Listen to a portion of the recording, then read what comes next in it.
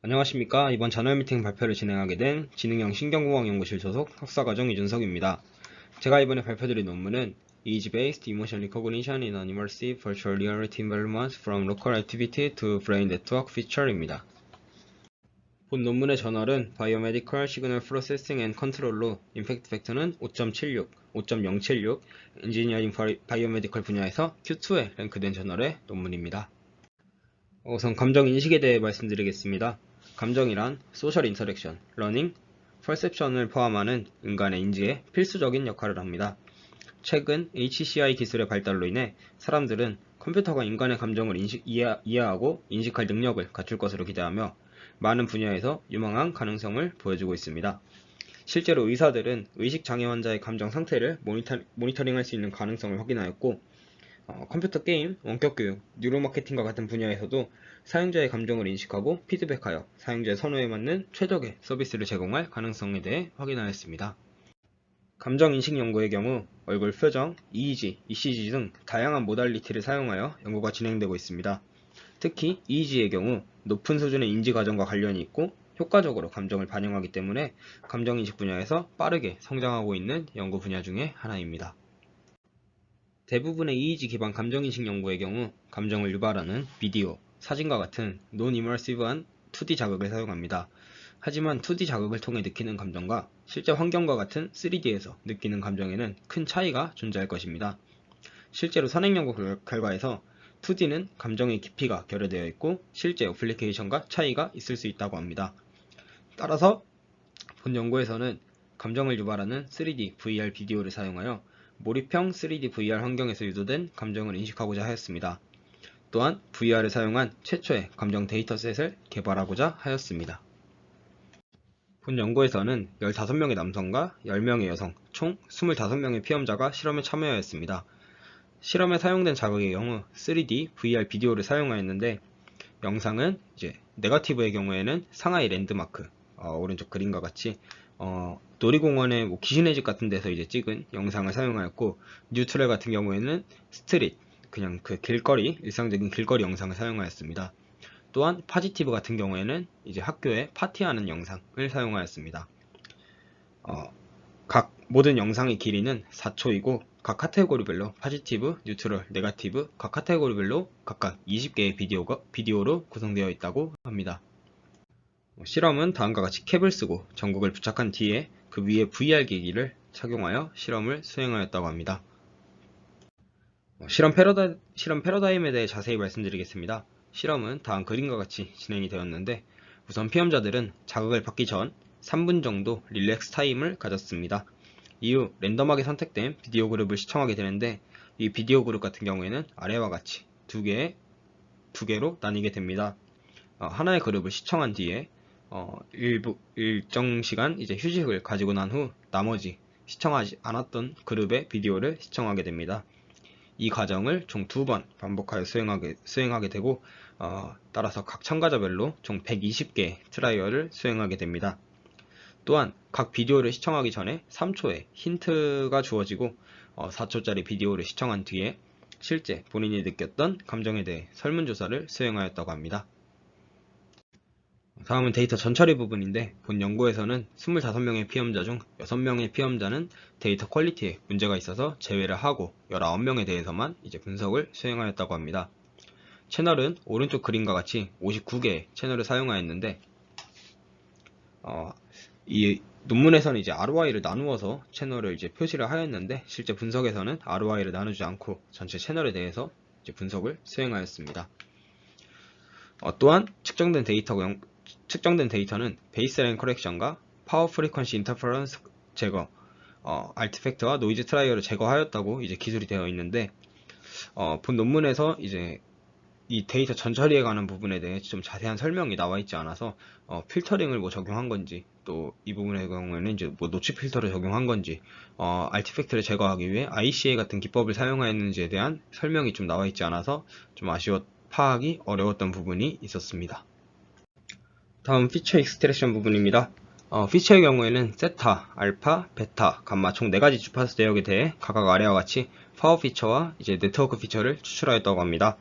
우선 PSD 같은 경우에는 아래와 같이 이제 3개 피처를 추출하여 분석에 사용하였는데, 먼저 RP, 즉 Relative Power의 경우에는 특정 주파수 대역의 파워, 즉 이제 뭐 세타의 파워, 알파의 파워를 전체 구간에 대한 파워로 나누어준 값으로 이를 통해서 이제 피험자 간의 차이를 감소시켜 좀 더 제너럴하게 사용 가능한 피처라고 합니다.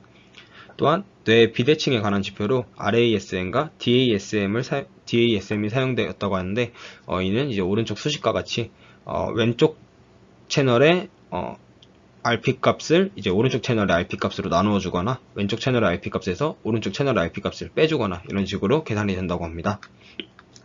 또한 스피어만 상관계수 이제 분석에서는 각 채널의 RP 값과 매 비디오 시청 후에 수행하였던 설문 결과를 사용하여 이제 상관관계를 분석하였다고 합니다.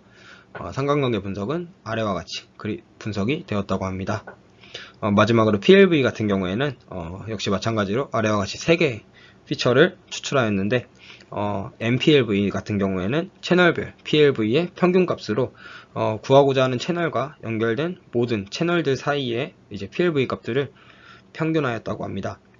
또한 BE 피처와 NE 피처 같은 경우에는 제가 아직 완전히 파악은 하지 못하여서 이제 간단하게 설명드리면은, BE 같은 경우에는 채널들의 이제 그 패스에서 이 채널이 얼마나 많은 패스에 포함이 되어 있는지에 대한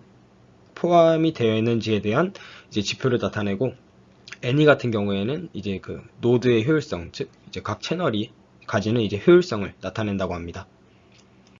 다음은 피처 셀렉션입니다. 본 연구에서는 랜덤 포레스트를 사용하여 피처를 셀렉션하였는데, 피처를 사용하여 랜덤 포레스트를 만들 때 각 피처의 지니 임포턴스를 이제 계산하여 이 값을 통해 피처를 셀렉션하였다고 합니다. 실제로 이 피처 셀렉션 같은 경우에는 많은 분야에서 사용이 되고 있는 피처 셀렉션 방법이라고 하여 구글에 검색해 보시면 좋을 것 같습니다. 분류의 경우에는 뉴트럴을 고려하지 않고 포지티브와 네거티브에 대해 네거티브에 대해 바이너리 분류를 수행하였고, SVM을 사용하여 분류를 수행하였다고 합니다. 또한 분류를 수행할 때 오른쪽 그림과 같이 트레인 셋과 테스트 셋을 나누었다고 하는데, 이 부분에 대해서 이제 논문에서는 각 피험자별로 트라이얼을 7대3으로 나누어서 70%는 트레인, 30%는 테스트 셋으로 이제 나누었고, 각 피험자별로 이제 예를 들어 1번 피험자 같은 경우에는 이제 포지티브가 70%, 네거티브가 30%, 2번 피험자 같은 경우에는 포지티브가 60%, 네거티브가 40%, 이런 식으로 이제 구성을 하여서 전체적으로 이제 포지티브와 네거티브 샘플의 비율을 맞춰주었다고 나와 있는데, 이 부분은 살짝 좀 이해가 안 됐던 부분이, 결국 포지티브와 네거티브 트라이얼 수는 이제 피험자별로 다 동일한데, 1번 피험자에게서 예를 들어서 20개의 샘플 중에서 포지티브가 70%니까 이제 14개의 트라이얼이 트레이닝에 사용되었고, 네거티브가 30%니까 6개의 트라이얼이 트레이닝에 사용되었으면, 테스트 같은 경우에는 이제 그 반대로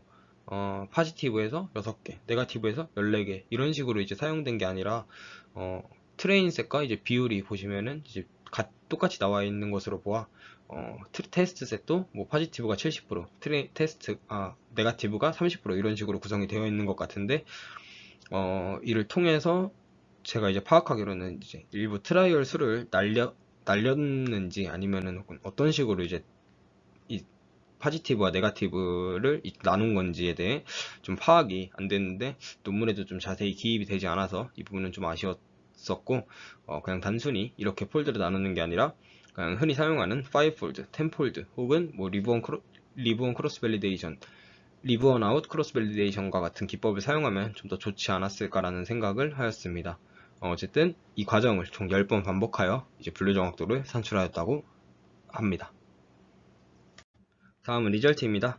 우선 행동 결과인데, 매 비디오가 끝나고 수행하였던 설문 결과를 바탕으로 분석을 수행한 결과 아래와 같이 포지티브 같은 경우에는 6.41, 뉴트럴은 5.2, 네거티브는 2.72의 값을 나타내고, 통계 분석까지 수행하여 이제 실제로 유의미하게 차이가 난다는 것을 확인하였습니다.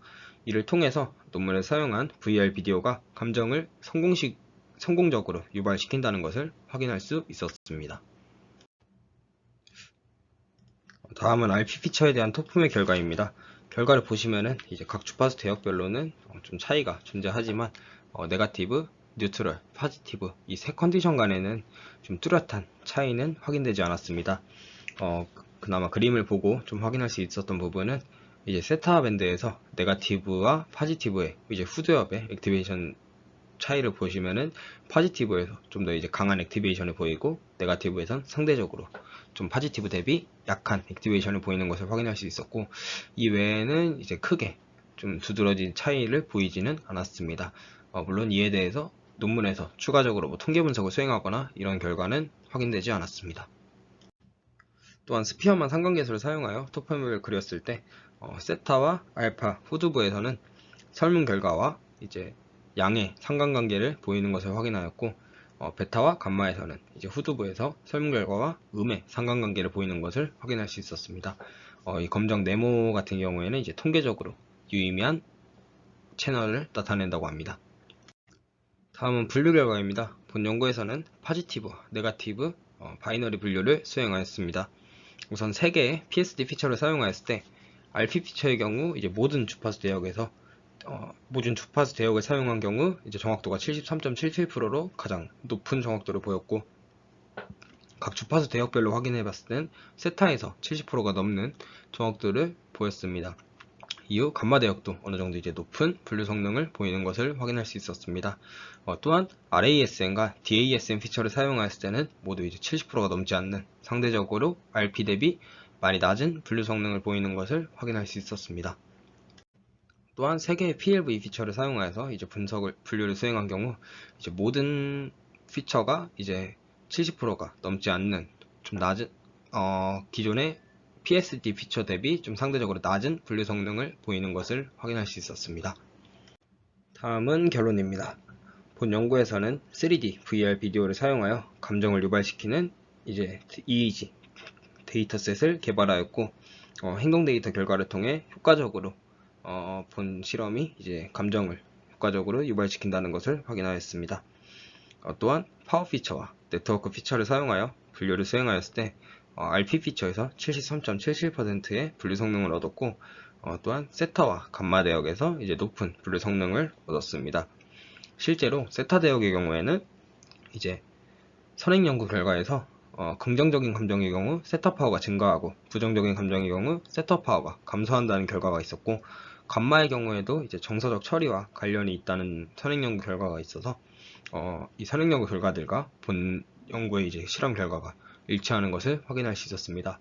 또한 상대적으로 네트워크 피처에서는 이제 낮은 분류 성능을 보였지만 네트워크 피처 중에서 이제 베타와 감마 대역에서 그나마 이제 높은 분류 성능을 보이는 것을 확인할 수 있었습니다.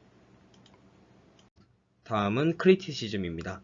본 논문을 읽으면서 아쉬웠던 점은 3D VR 비디오를 사용한 EEG 이모션 데이터셋을 이제 개발하였고, 이에 대한 분석을 수행한 논문이어서 그런지 분석 과정에 대한 자세한 설명이 없었던 부분이 많아 아쉬웠습니다. 특히 EEG 전처리 부분과 이제 분류를 하는 과정에서 테스트 셋과 트레이닝 셋을 나누는 그 과정에 대한 설명이 많이 부족하여 좀 많이 아쉬웠던 것 같습니다. 그럼에도 이제 본 논문을 선택한 이유는 우선 VR을 사용하여 감정을 유발시킨다는 점이 상당히 흥미로웠는데, 실제로 단순히 모니터를 통해서 영상이나 사진을 봤을 때 유발되는 감정 대비 VR 환경에서 영상을 시청할 경우 영상에 대한 몰입도가 증가하여 감정이 2D 자극에 비해서는 훨씬 더 잘 유발될 것이라 생각이 되고, 보다 실제 감정과 좀 유사한 감정이 유발될 것이라는 생각이 들었습니다. 또한 데이터를 이제 요청할 시에 이제 오픈을 해준다고 이제 논문에 언급되어 있어서 본 데이터셋을 사용하여 논문처럼 모든 피험자의 데이터를 사용하여 이제 제너럴한 분류가 아니라 좀 인디비듀얼한 이제 분류를 수행하고 전처리와 피처 엔지니어링을 이제 논문과 다르게 좀 제대로 수행하여서 이제 분석을 하면 좀 더 이제 좋은 성능이 나오지 않을까라는 생각이 들었습니다.